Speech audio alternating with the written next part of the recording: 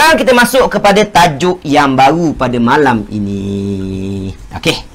Sekarang lihat ayat kita tuan. Hari ni tak payah potong-potong tuan. Hari ni dah potong dengan cantik kan? Dan kita dah buat latihan banyak kali cara nak potong macam mana kan? Mula daripada tanda wakaf, kemudian tengok haraf ataf, kemudian baru semak terjemahan mafhum kita ya. Okey, sekarang tuan, cuba tengok tuan. Cuba lihat ayat kita pada hari ni tuan. Terus masuk kepada ayat kita pada hari ni. Masa ni sekejap dia, nampak macam panjang kan? Sebenarnya sekejap saja ya. Baik. Ayat kita pada malam ini tuan. Wa ma 'alar rasuli. Wa ma 'alar rasuli illa al-balaghu al-mubin. Ya. Wa ma 'alar rasuli illa al-balaghu al-mubin. Ya. Cuba tengok ayat tuan-tuan. Wadan ma tidaklah ala atas rasulah illa kecuali al-balaghu menyampaikan, al-mubinu yang jelas ya, yang jelas. Okey, sekarang tuan. Soalan saya yang pertama pada malam ini tuan-tuan. Ya, soalan saya yang pertama pada malam ini ya. Baik. Ayat kita pada malam ini tuan-tuan ada satu jumlah saja. Sebab kita dah potong dengan cantik kan? Sebab kalau tuan-tuan tengok, potonglah dekat mana-mana pun tuan-tuan, ayat ini akan tergantung. Boleh? Bermakna ayat ini satu jumlah saja tuan-tuan. Ya, kita bagi tahu terus tuan. Baik. Bermakna tuan-tuan, dari segi bacaan tajwidnya, kita dah bagi tahu tuan-tuan, sepatutnya kalau satu cerita, maka sepatutnya bacaan kita ayat ini satu nafas saja. Ya. Wa ma 'alar rasuli illal balagul mubin. Sepatutnya satu nafas tuan. Boleh? Baik. Tapi kalau kita nak buat belagu tuan, terpaksa guna nafas yang panjang dan kita terpaksa wakaf di tengah-tengah ayat, boleh ke tak boleh? Boleh. Cuma kita dah faham tadi dia satu cerita, maka sebelum sempurnakan, ulang dulu baru sempurnakan. Jangan teruskan macam tu saja. Boleh? Sebagai contoh. Wa ma 'alar rasuli illa. Kita wakaf dekat illa kan? Jadi kita ambil balik tuan. Illal balagul mubin. Ya, sebab saya selalu bagi tuan. Kalau satu cerita sepatutnya bacaan kita satu nafas saja. Kalau terpaksa wakaf, ulang baru sempurnakan. Jangan teruskan macam tu saja. Kalau tuan-tuan teruskan macam tu saja, bermakna ayat sebelumnya satu cerita, ayat selepasnya satu cerita. Boleh tuan-tuan? Okey, dah selesai tuan-tuan. Yang tu saya dah bagi tahu selalu tuan-tuan. Harap-harap tuan-tuan ingat dan juga faham. Baik, sekarang soalan saya tuan-tuan. Soalan saya pada malam ini tuan-tuan. Ya. Jumlah kita yang pertama pada malam ini. Tuan-tuan boleh jawab yang ni, kita akan rehat sekejap tuan. Jumlah kita pada malam ini tuan-tuan. Wa ma 'alar rasuli illal balagul mubin tuan. Jumlah ini tuan-tuan nak panggil dia jumlah ismiyah ke fi'liyah? Jawab tuan-tuan. Jawab tuan-tuan. Sila jawab di ruangan komen. Jumlah kita pada malam ini tuan-tuan. Ya, jumlah kita pada malam ini dinamakan tuan-tuan nak panggil dia jumlah ismiyah ke fi'liyah. Kita dah belajar. Kalau dimulai dengan kalimah isim, jumlah ismiyah. Kita dah belajar kan? Kalau dimulai dengan kalimah fi'il, dia jumlah fi'liyah. Betul? Dan kalau dimulai dengan kalimah haraf, abaikan. Betul tuan-tuan? Baik. Alhamdulillah. Semua jawab jumlah ismiyah. Jawapannya betul tuan. Jumlah kita pada malam ini ialah jumlah ismiyah. Ya, betul tuan. Jawapan tuan-tuan betul. Dia adalah jumlah ismiyah. Okey, soalan saya lagi tuan. Jawab betul tuan ya. Kalau tuan-tuan kata jumlah ini adalah jumlah ismiyah, bermakna dia dimulai dengan kalimah isim. Betul tuan? Ayat kita pada malam ini dimulai dengan kalimah isim. Baik, soalan saya pada malam ni tuan. Jawab tuan ya. Mana kalimah isim yang pertama dalam ayat kita? Cuba jawab tuan. Mana kalimah isim yang pertama pada malam ini? Ya, baik. Jawapan jumlah ismiah itu adalah jawapan yang betul, yang tepat, ya. Tak dinafikan. Betul, tuan-tuan. Bagus, tuan-tuan. Baik, sekarang kalau tuan-tuan kata dia adalah jumlah ismiah, semestinya dia dimulai dengan kalimah isim. Betul? Baik. Persoalan kita ialah mana kalimah isim yang pertama. Baik. Tuan Kamaruzzaman kata kalimah apa, tuan-tuan? Kalimah ar-rasul. Ya. Kalimah yang pertama kalimah apa, tuan? Kalimah ar-rasul. Betul? Ar-rasul itu kalimah isim kan? Mana bukti ar-rasul itu kalimah isim? Sebab dimulai dengan alif lam, hujungnya pula berbaris bawah. Betul, tuan? Kemudian sebelumnya pula ada haraf jar. Betul, tuan? Maka sepatutnya ar-rasuli adalah kalimah isim yang pertama. Betul, tuan? Baik. Tapi, tuan-tuan, jawapan tuan-tuan pada malam ini, ar-rasuli, tuan-tuan, bukan kalimah isim yang pertama pada malam ini. Siapa yang jawab ar-rasuli, jawapannya bedal, tuan-tuan. Macam mana pula kan? Sekarang, jawab lagi, tuan-tuan. Mana kalimah isim yang pertama pada malam ini kalau ar-rasul itu bukan, tuan? Malam ini ar-rasul walaupun dia kalimah isim, tapi dia bukan isim yang pertama pada malam ini. Habis tu mana isim kita yang pertama, tuan? Jawab, tuan. Jawab, tuan. Ya. Ada yang dah jawab kan? Okey. Tak apa, saya nak biarkan dulu, tuan. Sebab kelas ini adalah kelas kali pertama, tuan. Baik. Malam ini siapa? Tuan Fudin dah bedal. Tuan Fudin dah bedal. Baik. Macam mana kita boleh kata ma pula itu kalimah isim? Ma terjemahannya apa? Ma terjemahannya tidak. Mana-mana terjemahan yang ada tidak, kita dah kata dia adalah haraf apa, tuan? Dia adalah haraf nafi. Dia adalah haraf nafi. Maka ma itu betul ke tidak, tuan? Salah, tuan. Sebab kalau haraf kita perlu abaikan. Mana kalimah yang isim yang pertama? Baik. Jawapannya ialah kalimah al-balagh. Ini kalimah isim yang pertama kita pada malam ini, tuan-tuan. Itu tajuk perbahasan kita pada malam ni, ya. Baik. Jadi, tuan-tuan, tengok kat depan. Tengok kat depan, ya. Mesti tuan-tuan tanya saya kan? Macam mana pula boleh jadi kat belakang kan? Sepatutnya kita duduk kat depan kan? Tiba-tiba malam ni dia duduk kat belakang. Yang tu perbahasan kita pada malam ni, ya. Okey, jadi tengok, tuan. Saya nak ulang sekali lagi, tuan. Malam ini wa ma 'ala rasuli illal balagul mubin, ya. Jawapannya jumlah ismiah. Tuan-tuan dah jawab tadi. Betul, tuan-tuan. Baik. Persoalan kita ialah kalau betul dia adalah jumlah ismiah, maka dia dimulai dengan kalimah isim. Betul? Baik. Persoalan kita tadi, mana kalimah isim yang pertama? Tuan-tuan jawab ar-rasul. Tapi jawapan itu salah, tuan-tuan. Bukan ar-rasul isim yang pertama. Tapi isim yang pertama kita pada malam ini ialah kalimah al-balagh. Ya? Ini adalah isim yang pertama kita pada malam ini. Baik. Ustaz, macam mana nak kata dia yang pertama? Dia duduk dekat belakang. Betul, tuan-tuan? Sepatutnya kalau dia adalah isim yang pertama, dia kena berada dekat depan dah. Tapi kenapa malam ini dia berada dekat belakang?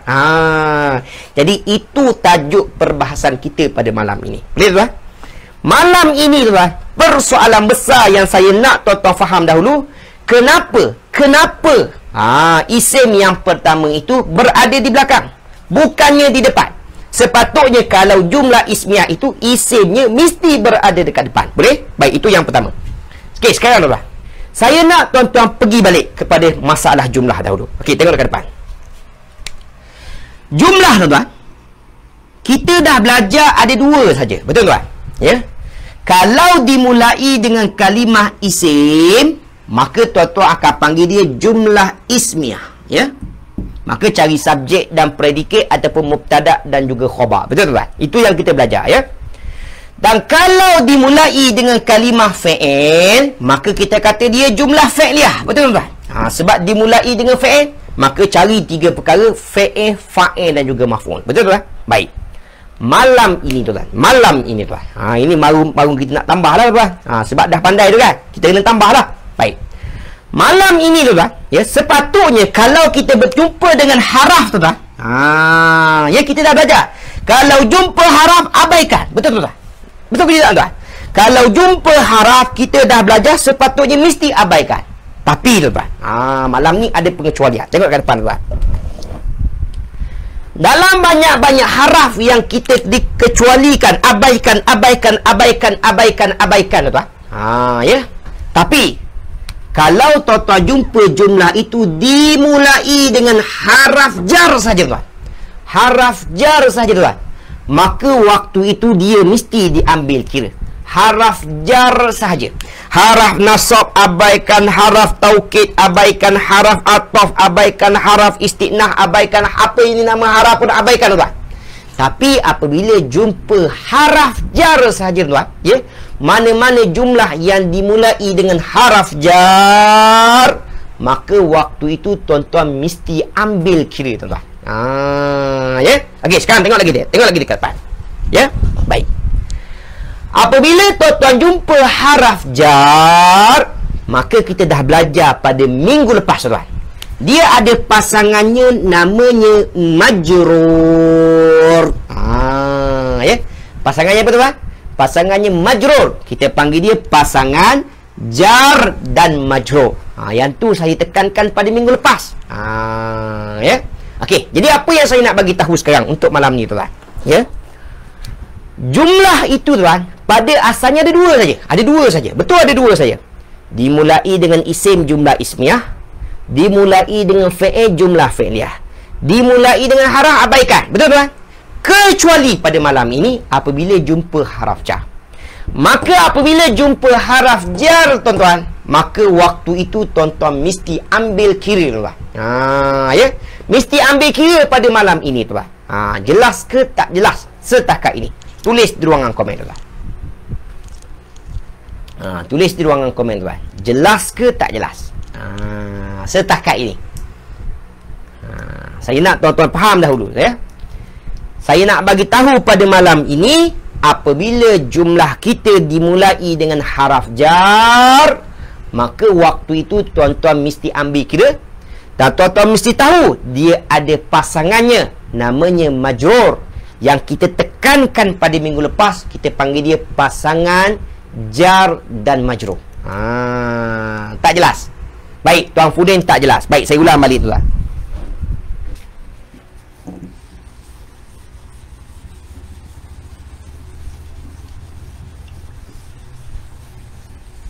Okey.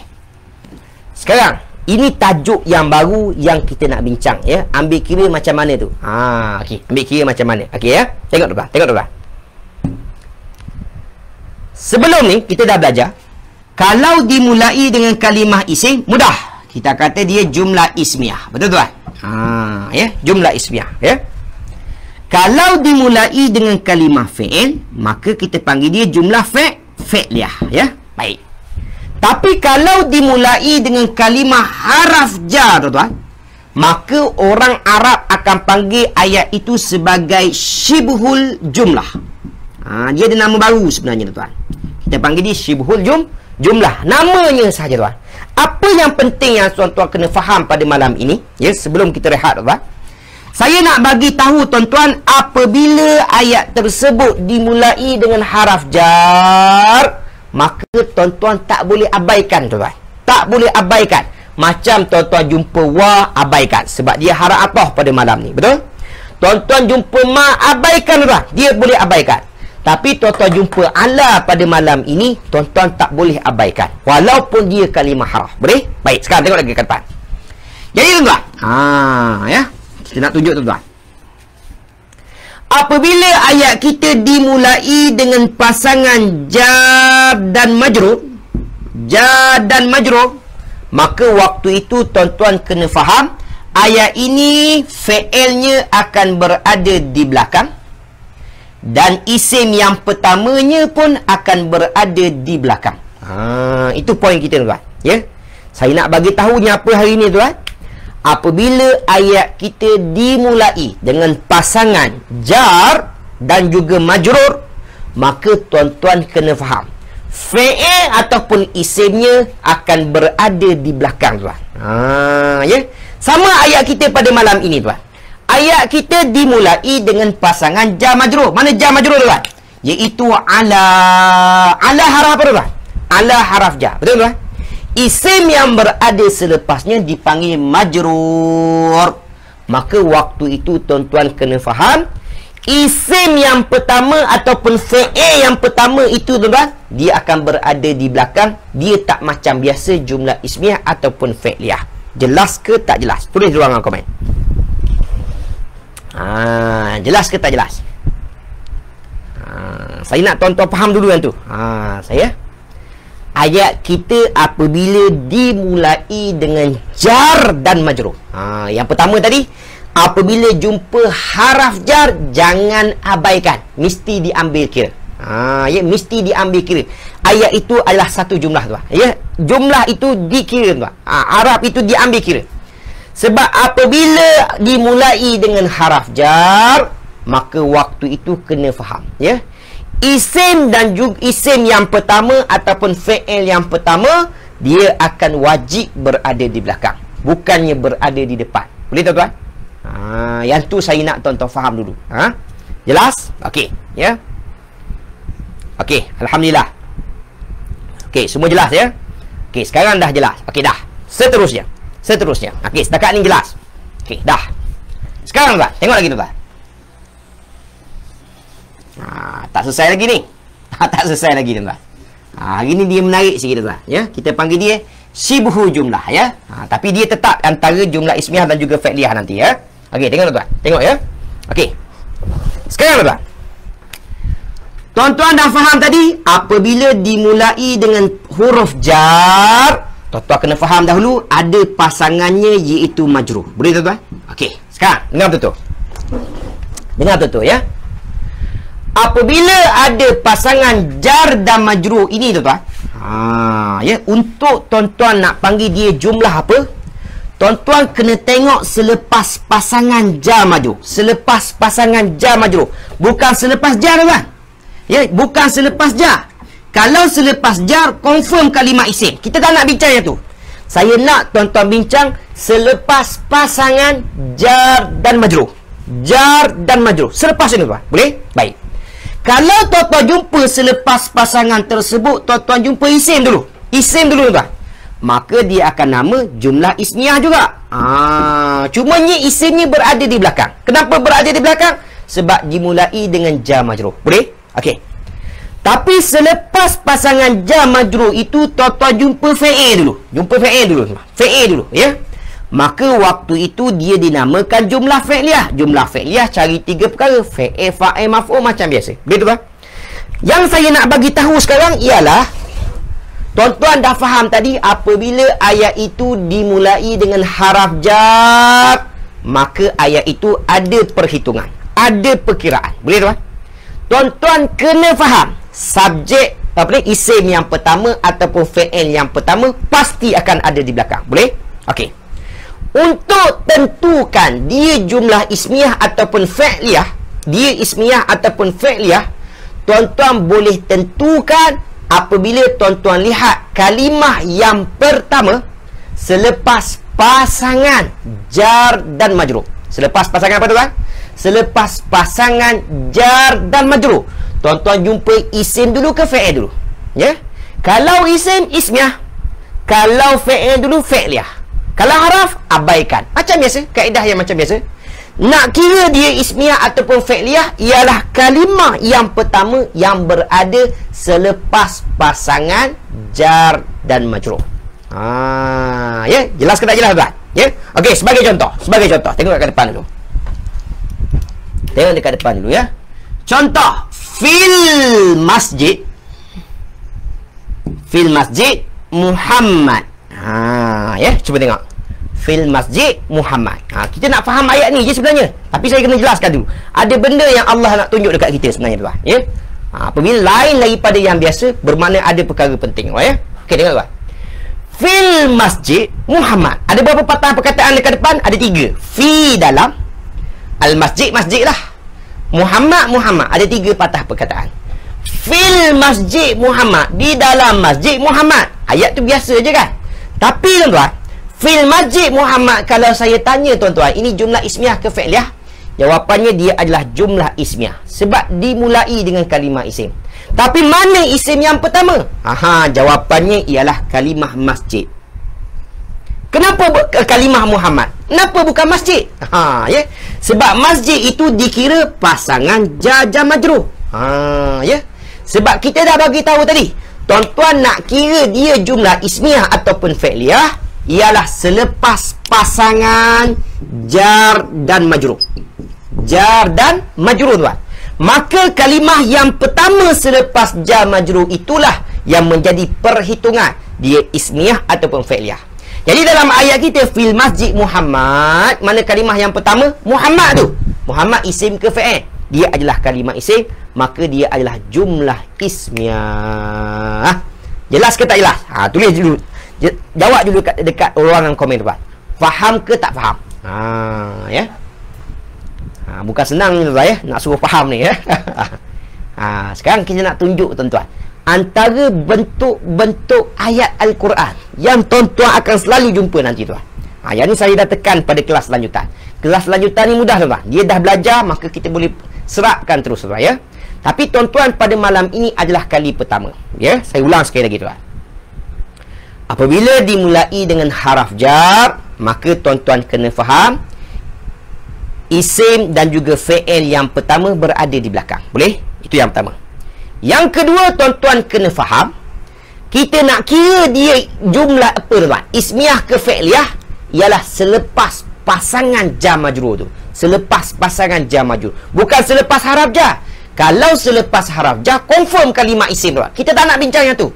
Yang tuan-tuan kena cari ialah selepas pasangan jar dan majrur. Boleh tuan? Okey. Sekarang kalau dah faham, sekarang tengok lagi tuan. Tengok lagi dekat depan. Dia masalah pada kalimah isim je tuan ya, jumlah ismiah saja. Okey. Okey, sekarang tengok lagi tuan. Tengok lagi ya, tak selesai lagi ni. Saya kena padam acap kali sikit tuan, supaya tuan-tuan nampak kaedah kita ya. Okey, saya tulis formula kita balik tuan. Kalau dimulai dengan jar dan majrur, majrur ni pasangan dia tuan. Kita dah bagi tahu tuan. Tuan-tuan jumpa isim dulu. Isim dulu. Maka dia jumlah apa tuan? Dia adalah jumlah ismiah. Jumlah apa tuan? Jumlah ismiah ya. Jumlah ismiah. Okey, tengok tuan. Dia masalah pada jumlah ismiah je ni ya. Jumlah fi'liyah tak masalah sangat tuan. Baik. Sekarang tuan, tengok dekat depan. Tuan-tuan dah faham tadi, selepas pasangan jar majrur, tuan-tuan jumpa isim dulu, maka dia jumlah ismiah lah. Jadi jumlah ismiah cari berapa perkara? Cari dua perkara macam biasa. Yang tu tuan-tuan dah belajar. Iaitu cari subjek, cari predikat. Boleh? Cari predikat. Okey, sekarang dengar tuan-tuan. Tuan-tuan dah belajar subjek baris depan, predikat pun baris depan. Betul tak? Itu baris asasnya ya. Okey, sekarang tengok tuan. Tengok tuan. Soalannya tuan, mana subjek kita, mana predikat kita?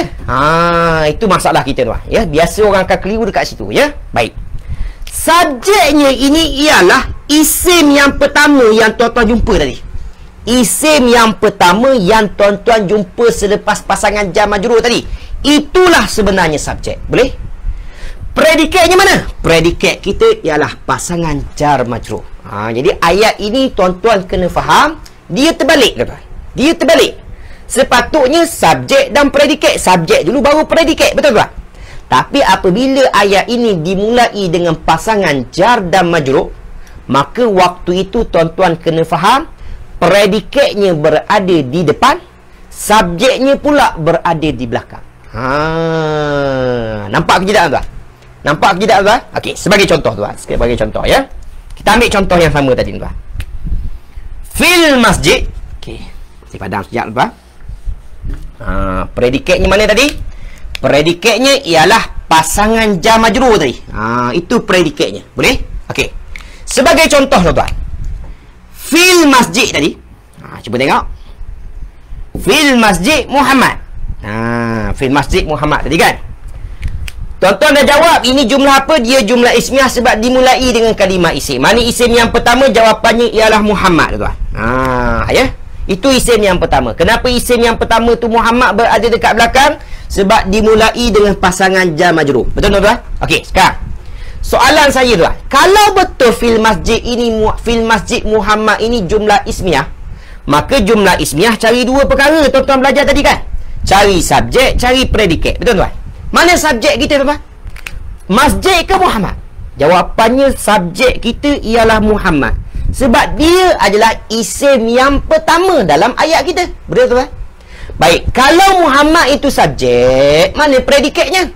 Jawapannya pasangan jar majrur itu predikat. Boleh tak? Okey, sekarang dari segi baris pula tuan. Kita dah belajar subjek baris depan, predikat pun baris depan. Jadi tuan-tuan nak baca macam mana tuan? Okey. Fil masjid du ke di? Jawapannya kena baca masjidi juga tuan-tuan. Sebab kita dah belajar kalimah yang berada selepas haraf jar wajib dibaca dengan baris bawah. Jangan baca masjidu pula tuan. Salah. Betul dari segi makna dia predikat. Boleh? Okey, sekarang Muhammad pula tuan. Muhammad jadi apa tuan? Muhammad subjek. Subjek baris depan. Jadi Muhammadu, ya. Fil masjidi Muhammadu. Jelas ke tak jelas? Tulis di ruangan komen. Okey, siapa yang faham semua hari ni jawab alhamdulillah dulu sebelum kita praktik pada ayat kita.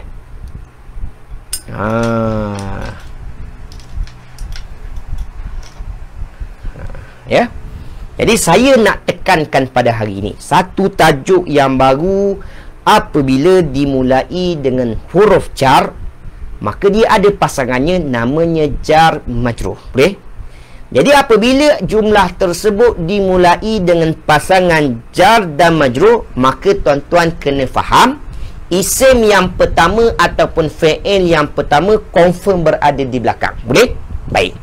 Dan yang kedua, cara nak hitung dia jumlah ismiyah ataupun fi'liyah sebenarnya tuan-tuan kena lihat selepas pasangan jar majrur tersebut. Tuan-tuan jumpa isim dulu ke fi'il dulu? Kalau isim dulu, start namanya jumlah ismiyah, tuan-tuan kena cari benda yang sama, mubtada dan juga khabar ataupun subjek predikat. Boleh? Kalau jumpa fi'il dahulu, maka carilah tiga perkara sebab dia adalah jumlah fi'liyah. Boleh tuan? Okey. Yang menjadi masalah kebiasaannya untuk tajuk ini hanya pada jumlah ismiyah saja. Ya? Tuan-tuan dah faham? Selepas jar majrur, tuan-tuan jumpa isim dulu, maka dia adalah jumlah ismiyah. Betul tuan?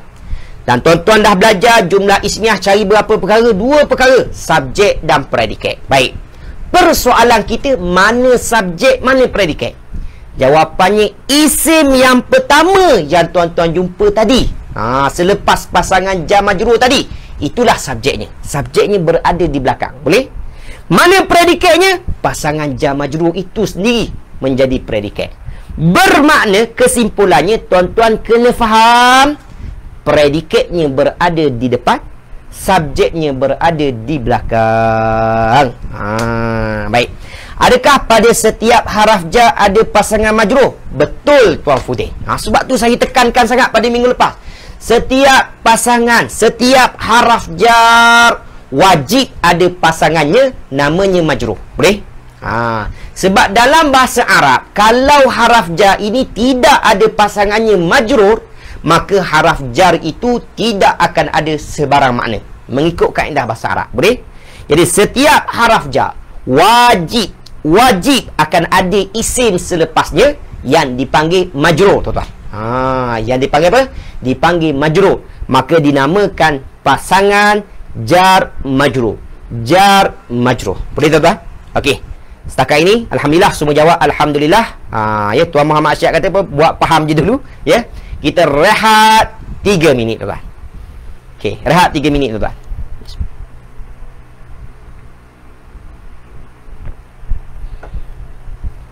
Okey, kita rehat 3 minit tuan ya.